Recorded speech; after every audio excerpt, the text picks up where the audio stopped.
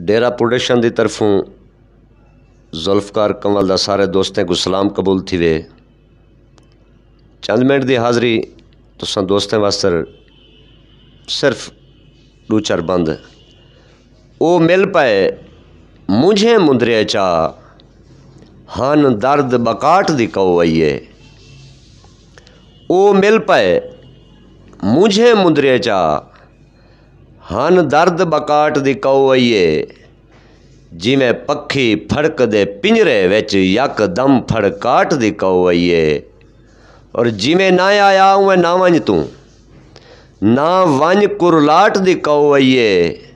ओडो कौ है कंवल माफ़ी दी एडो नाल चमाट दी कौ आइए। और बंद में नज़र करे सा अपने प्यारे भतरीजे जनाब रावल खान जो वत कहीं दे चवे चाव पै चन वत पहले वांग नज़र दे।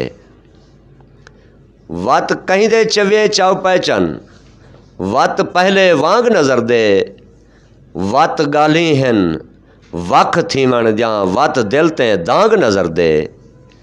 खड़े तोली सिर ते दू हथड़ कोई दुश्मन डांग नज़र दे। डांग झल झल कंवल ई डर गयूं हुण रस्सा नांग नज़र दे। और मैं बंद पेश करे सा मेरा प्यारा भतरीजा जनाब इमरान खान खोसा साहब जो जेंदा भाला हा कई सालें तू आ बैठे झट ऊंदी बट बन पई। जेंदा भाला हा कई सालें तू आ बैठे झट ऊंदी बट बन पई। मसे हुण उड़ राख थिया हामी घिदे पर ऊं कट ऊंदी बट बन पई। ऊंदी बट च बेटकू बुट लग गए थई ई कट वट ऊंदी बट बन पई। मेरा कंवल पोहरिया जिंदगी दा थाए पल विच चट ऊंदी बट बन पई।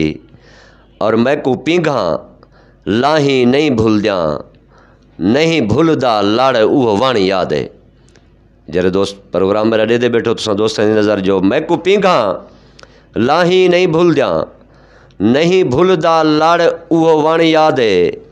बध पींघ को वण तू लहदे होए गिया बोछण अड़ उह वण याद है। और तैकू दिल दे हाल सुनाए हामी जेंदी छां ते खड़ उह वण याद है।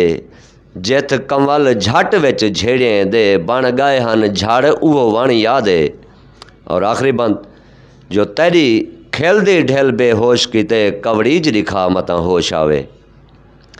तेरी खेलदी ढेल बेहोश किते कवड़ीज दिखा मता होश आवे। आवे वाक्या तूर दा याद वाला तू जोश च आ मता होश आवे। इवें हम जो रुसबो कहीं वेले तू ना अलवा मता होश आवे।